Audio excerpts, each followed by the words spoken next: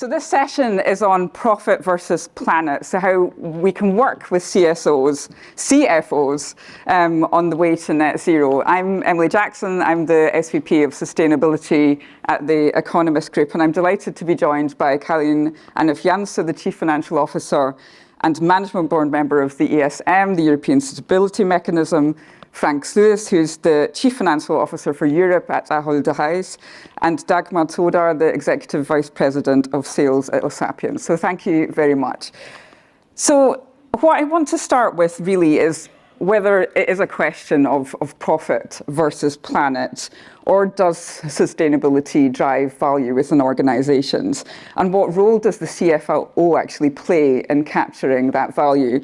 So Caroline, I want to start with you. As CFO of the ESM, I mean, you oversee the financial operations of this institution, but are also responsible, if I've understood it correctly, for managing the very large pool of debt and investments of the ESM, and also making sure that there is financial stability in Europe.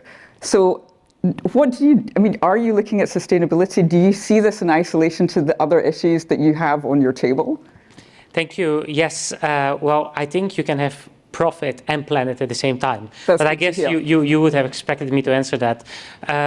So I think you can look at it in several ways. So the first one, and for those of you that don't know the ESM, we are like the European IMF, so we help countries in difficulty. LIGO, everyone knows. Albert Heijn, everyone knows, at least in the Netherlands, or Delhaize in the Benelux. But the ESM is like the IMF that helps countries in difficulty. And if I look at first the financial stability aspect, which you mentioned, we see countries really starting to change their mindset on sustainability. I'll give you an example of Cyprus, one of the Eurozone countries that we are servicing. They have seen, due to climate change, their summers really becoming very hot. So tourists are less attracted to go in summer, in July and August, because it sometimes goes above 40 degrees. So what happens is that they are now changing their country policy of tourism to expand the tourism season to the whole year. So from let's say September until May, it is really pleasant to be there. It's around 20 degrees, 18 degrees. So they are now completely reshaping the way they are running the country and tourism. And they also are changing for digital nomads to be more attractive to come to Cyprus. So you see that countries start to take sustainability more and more as part of their country strategy and what they do and want to improve in order to help also the financial stability, which is important for them, because if they lose money, the whole country will be in difficulty. That's one. The other aspect is, as you mentioned, I'm in charge of 100 billion of invested portfolio that we do, and around 10% for that is in pure green and social bonds, labeled bonds. And what we see is that you really can make really good profits by investing in those bonds. And one of the examples is the German green bond that was launched 2 years ago. And they did a German green and brown bond at the same time, 1 basis point pay in to buy the green bond, which makes it, a little bit more expensive, but then it performed much better. In an hour, we looked at basis points, so it's 7-8 basis points better than the brown bond. So you see that it is more attractive actually to buy the greener bond and gives you a better return than buying the older brown bond. So this is how you can use financial markets as an incentive to boost sustainability in the green bond principles. So profit and planet goes hand in hand. Frank, I'm going to turn to you. You have a more, I suppose, a classic CFO role, and you've been in the consumer goods industry for a long time. You've been at Ahold Delhaize for the last 3 years. Can you tell me a little bit about how sustainability has evolved and how you see the finance function and your role transforming over time? Yeah, thank you, Emily. I would actually still start with the people and profit, because our purpose of Ahold Delhaize is to inspire everyone to eat and live better for a healthier future for people and planet. So actually our company purpose is precisely has the word and not or anything like that. So that's really important. I think in the company, I think that's embraced, and especially also by the finance function. What we have done several years ago, I think, is made it really clear that the accounting function is responsible for the compliance part and the reporting, and thinking about the legislation and the impact, whereas commercial finance is really thinking about how do we turn sustainability into a value driver. In selling food, I think many of the sustainability dilemmas affect all our business processes and decisions. For example, we strive for healthy food, to make that accessible. And Colleen just mentioned that he is shops at Delhaize where you get, for example, 10% discount when you buy Nutri-Score A and B products. So it's a company investment to actually help people in eating healthier. But also, for example, food waste is a core process that we try to minimize. That helps, for example, donations is a key way of reducing food waste, and that strengthens, for example, the role of the supermarket in the neighborhood. And I think in general, there are so many of these dilemmas that actually I think are not really dilemmas, but they're NN, but it just requires, I think, good strategic thinking. Yeah. And finance, I think, plays a key role in that. We are often an intense operation that is living by the day, and I think both the finance function and the sustainability function actually are in a position sometimes to look a little bit more at the long term than some of the operators that need to service the consumer every day again and again. And that's why I think both have a key role to play.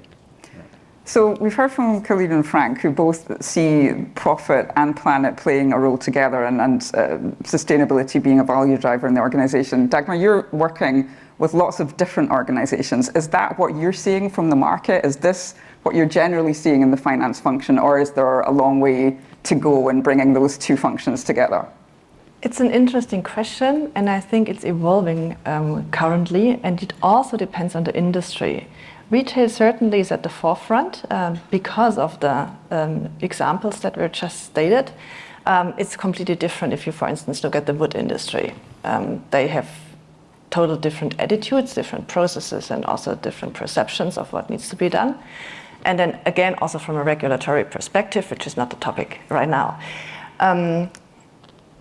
But what unites all of them is the question how to establish all these new topics, because sustainability usually started with CO2 footprint. That's a topic that all of us and all companies are working on and concerned with. But everything beyond is currently under construction. And also from an organizational perspective, they are about to find themselves. I worked for big software companies before, and every time you enter a front door of another big company, meaning a customer, you exactly know where the procurement department sits, and the CFO allocated a budget, and the point in the year when the budget is going to be allocated is clear as well. Right now, you enter the building, nobody knows where comes the budget from, where do we sit from an organizational perspective, who is responsible. And the more the organizations are organized in a siloed way, the less they know it. Why?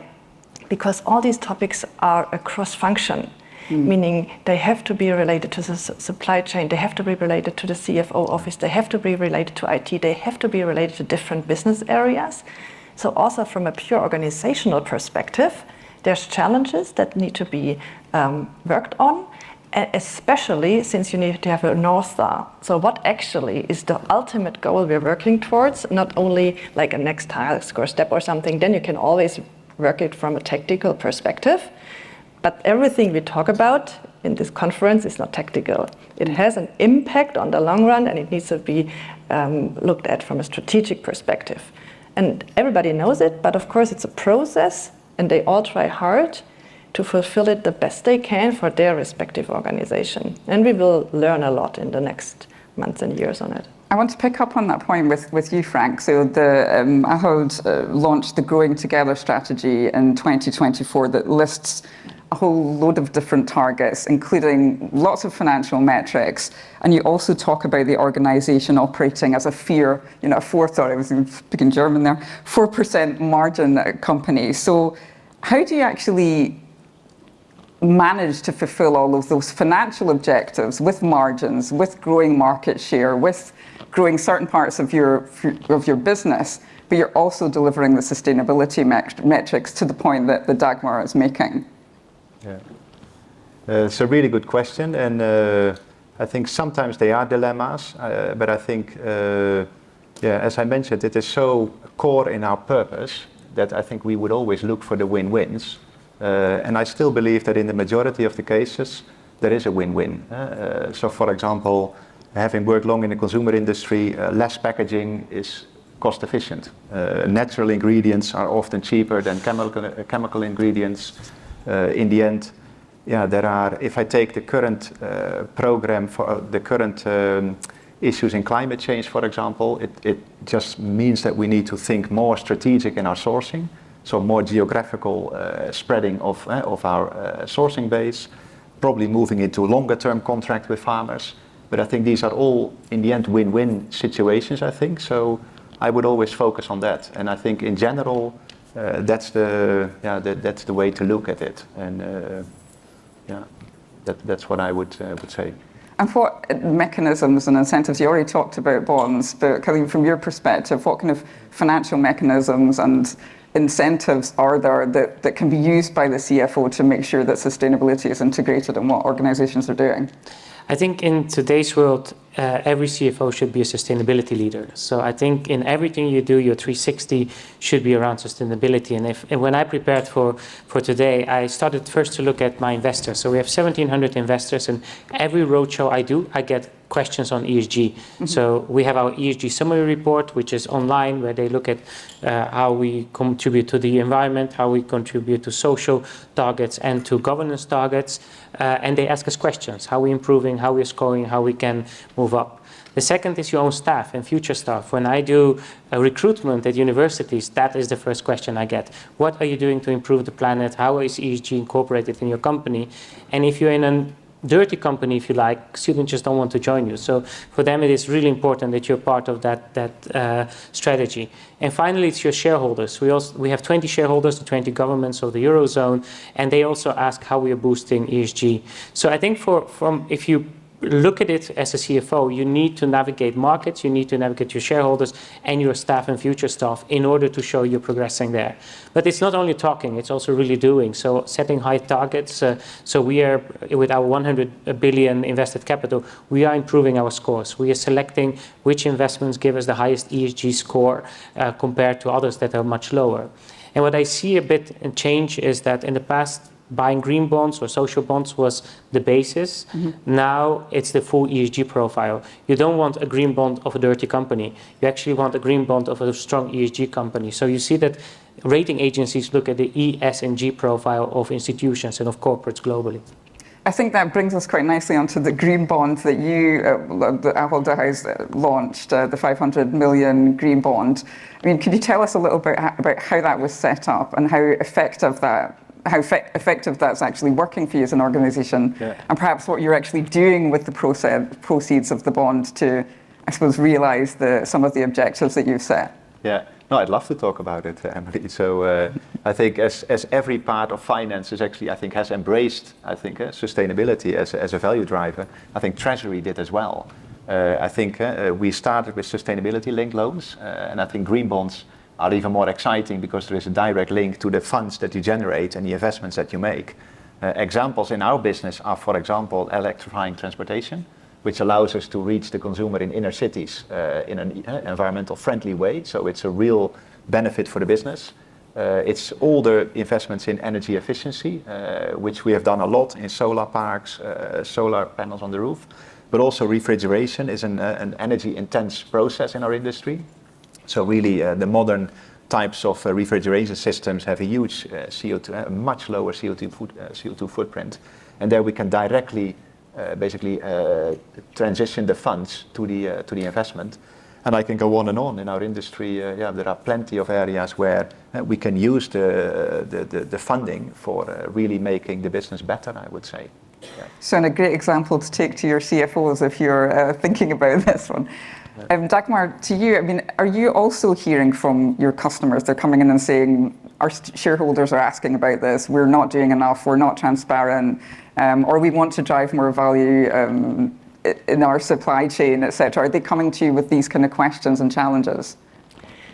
Well, we provide solutions to comply with the ESG regulations that are increasing numbers, so they come on purpose with that specific topic. We are not a consultancy, we offer a technology platform, that's why it's easy, you know. They have a problem, we have a solution.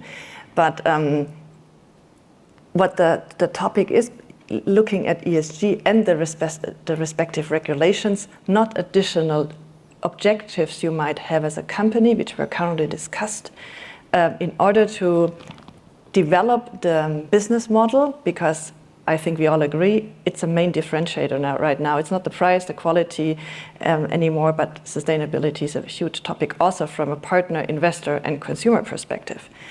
With us, they have the necessity to comply in order to avoid fees and everything else. Plus, maybe customers going somewhere else because they really can't respond accordingly to some questions that are being asked all the time, like you said. The topic is they need data, and often the data is not there because it has never been asked for in the past. For instance, if you look at retail, the article has always been the predominant attribute. And also talking about, for instance, we have here SAP systems. They didn't even have a field for the supplier in terms of the attributes that are being asked for right now. Meaning, if the article is predominant but not the supplier right now, if you want to have transparency along the entire supply chain, you need to have lots of more data, which were not requested for nothing in the past. And this is something where we as a provider of ESG solutions and a platform to comply with several ESG solutions need to help to make it in a very process-oriented, automated, and also artificial supported way to make sure at the end that it's fast, efficient, and also, of course, as cheap as possible. I don't mean cheap from a price perspective, but ESG regulations have a good intention. And I think we all had very good examples. But at the end, it increases costs. If you look at import of coffee, for instance, and look at the cost for the platform and the additional topics, of course, it increases the kilogram price per coffee a bit. Versus in other regions of the world, that might not be the case. That means with the data you collect, and we are also here right at the beginning, and you have a platform where you collect all of them and you get better insights on the supply chain, of course, and then you are able to also streamline or do processes more efficient or select partners better. That's all based on the insights you're gaining that have not been there before. And then you will be able to holistically gain insights on that data that you're currently about to collect. And then certainly there will be insights that then help to improve the business model. But also this one is not there yet. We are all busy with making sure compliance is given for the current and the upcoming regulations. But there is a path further. And that one is also going to be certainly very interesting from a competitive perspective. So let's think about the further path when we get to the beyond compliance situation. And I'm interested in turning to the relationship between the CFO function and the CSO and how you're then not just having a conversation about compliance. I mean, Frank, can you tell me a little bit about how you work with the CSO? Is it really just about making sure you're complying with everything, or are you thinking to how you could work differently and drive value, innovation? Yes, I think it's both, Emily. So I think if I take, for example, EUDR is for me a simple example where there is a discussion on how do we comply with the reporting. So it's a deforestation regulation. So indeed we have a dialogue. How do we basically meet all the new standards? What is the tooling needed, et cetera, et cetera. But I think within commercial finance, there is also another dialogue, which is about there is deforestation. How do we make sure that we source from the right areas, that we diversify our sourcing footprint? And that we actually probably, as I mentioned earlier, go into long-term relationship with farmers, which is really a commercial discussion. So I think you have both, and that holds, I think, for every dilemma, that you need to have both conversations at the same time. Again, in our industry, I think the CFO and the CSO can actually sometimes take a step back, as they're not always completely involved in the daily operations. And that's why I think we have an obligation to, or a duty to think about that. And Colleen, turning to you and talking about regulations and compliance, and you sit on a number of different working groups to hash out some of the regulations that we're seeing coming down the pipeline. I mean, can you tell us a little bit what you're doing there?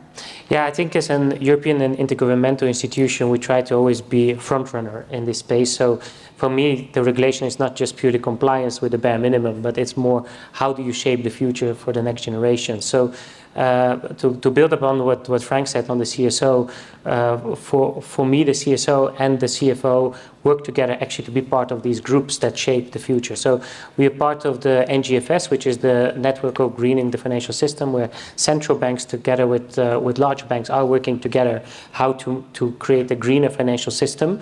And that then also drills down to how do you finance companies like Ahold or others, if you're a bank or corporate bank, in order to push their sustainability record. And we know that ECB, for example, wants to incentivize corporate green bonds versus normal bonds, so to have a greener monetary policy, which is in some countries controversial, in others seen as something straightforward. We are part of the EU taxonomy, which Dagmar a bit referred to, so we are advising how to shape that from a policy point of view. We're also part of the UNPRI, the UN group that works on responsible investments, and also the International Capital Markets Association, the ICMA groups, on green bonds, which probably you have used as the standard. What we try to do is to build a vision where you want to be in the next 5 to 10 to 20 years in order to move the whole industry into a more greener and more sustainable environment. It's not always easy, I can say, because we get a lot of pushback, but that is, there you really need to have that inspiration, and later on it comes into the reporting. But I would encourage every CFO not to do the bare minimum, but try to be in the top 10, 20% of your peers. Frank, do you want to respond to that? It feels like it's an opportunity for you to respond. Are you doing the bare minimum, or do you feel you're ahead of the curve? I would say I think we are ahead of the curve, but I think that is I think that holds often when we have strong market positions in most of our markets. So I think you also have I think it comes with the position that we have in the market. So I would typically say we're ahead. And I think it like Colleen said, I think it makes people proud also to work for the company. I think it is it's good business. There's some questions coming in here, and there was one on sustainable sourcing. Does Ahold have to sacrifice margin for more expensive sustainable sourcing? And I think tied to that point, I also want to bring in the shareholder discussion that we were having a little earlier. Will Attenborough raised the point that Mark Carney made about the travesty of the horizon, where you're working to quarterly reporting, and then you're having to report back to shareholders how much you're spending on sustainability measures. I mean, what's your view on that? Are you sacrificing margin? The margin's already 4%, so I mean, it was tough call. Well, we have industry-leading margins, so I think we have proven that we can do both, and I think be a front runner on sustainability and deliver competitive growth and sustainable margins. That's our financial strategy. So I typically believe that you can do both.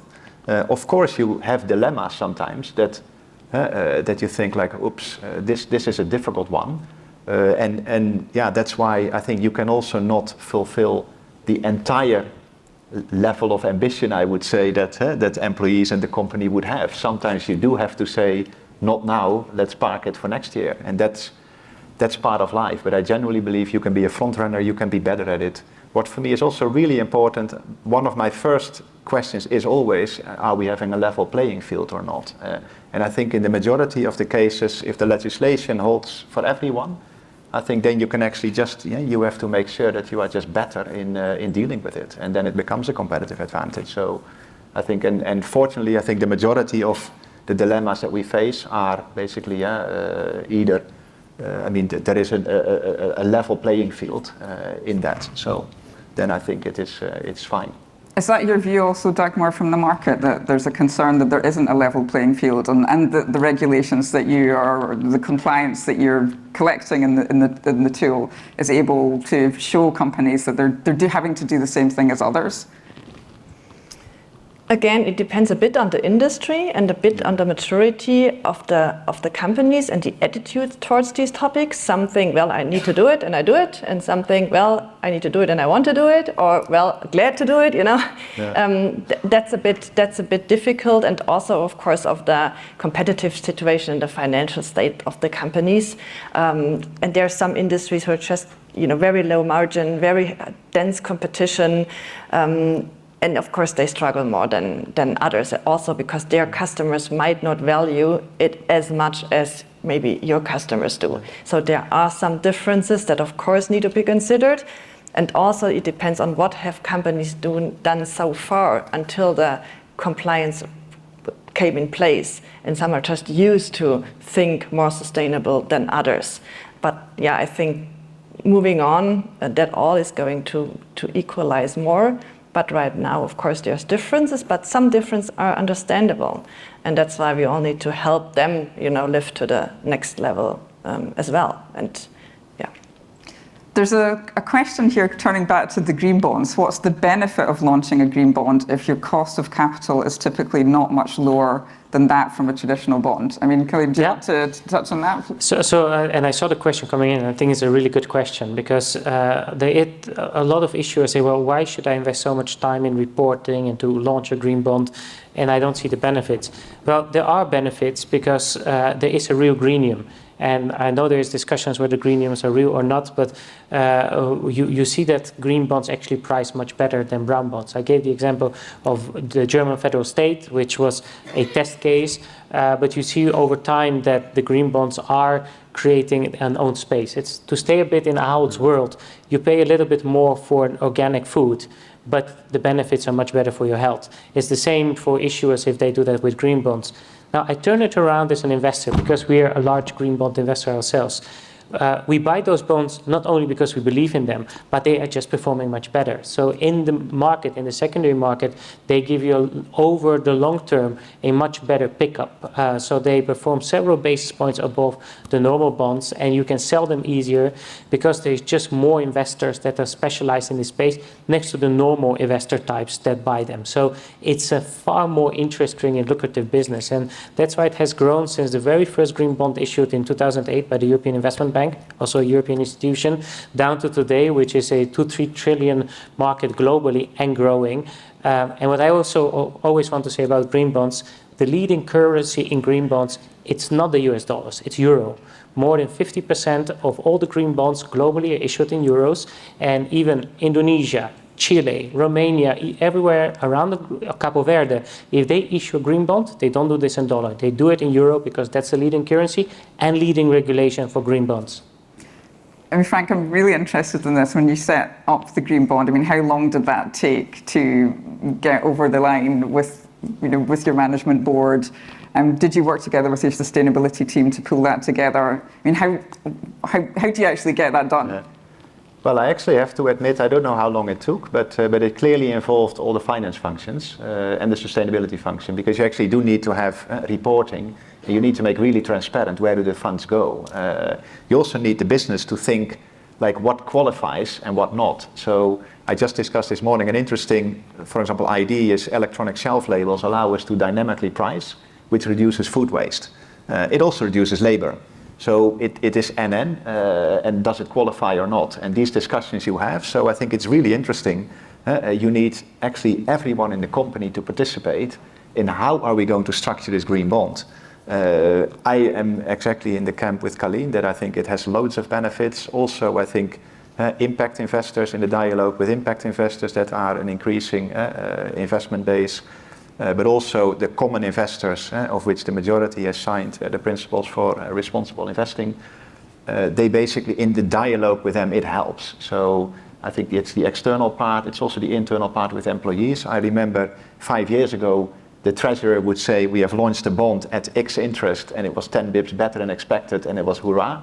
But now it's a green bond, and it just gives even more excitement. So I think it is, it's a very important vehicle.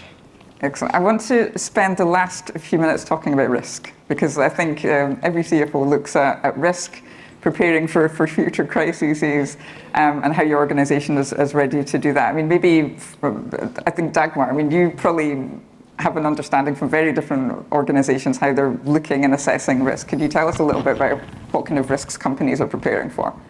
Since we run out of time, and since I want to answer the question simply, risk is related to the fees that need to be paid. So, because otherwise the field will be too big. And what is necessary then not to find someone who helps you do something or some manual task and maybe it works, but have a sustainable platform that provides transparency and compliance supported by companies like lawyer offices and so on, who make sure that whatever is being translated from the EU regulation into technology is going to be to deliver compliance after all, and that's what we do, just to make sure that all effort on customer sides is not in vain, but right straight to the right result. And what I said earlier, you get data and you can use them wisely to get additional value and insights on top. And Frank, maybe, what kind of risks are keeping you awake at night? How are you dealing with them? How are you preparing ahead for the future? I think in food, I think when it comes to basically the interface of sustainability and food production globally, I think there are a large set of dilemmas to tackle. So I would say all of them would keep me to some extent awake. Is how do we find answers for sustainable agriculture and sustainable food production to continue actually to have healthy and affordable food. Yes, I think there are just many, and I think everyone can imagine which they are in biodiversity, in CO2 efficiency. They are everywhere. And we try, I think, as a finance function to help and guide the business in finding solutions and moving forward. Yeah. And Colleen, you're going to be attending COP29, and you probably think quite a lot about how the European zone is preparing for future crises. I mean, what's your view on this topic, and what are you trying to achieve when you attend COP29? Yeah. On this particular topic. So I think if you look at crisis, we look at always at two levels. One is on the short term, what are possible crises that can happen to us? And a CFO, that worries me most on the short term. The conflicts in the Middle East, the war that we have in Europe, in Ukraine, the US elections, they can come with uncertainties for financial markets, capital markets, and also countries. That's on the short term. The long-term risk is indeed how climate change will impact the 20 countries of the Eurozone. So we see that some countries are much better prepared for that, and they are taking into account if the planet and their country heats up another 5-6 degrees on the long term, what they will do about it. Others are not prepared. But we see an increase in extreme weather events where floodings, etc., which then need taxpayers to actually pay for those amounts because companies are not prepared fully to cover those costs. Insurance companies were not prepared for the German floods to fully cover them, so they went to a financial backstop of the government. So on the long term, we're looking at how to prepare countries in a world that is changing so that they can ensure financial stability and country stability despite the changing environment around them. Thank you very much for the session. I think you can all give the panelists a round of applause, please.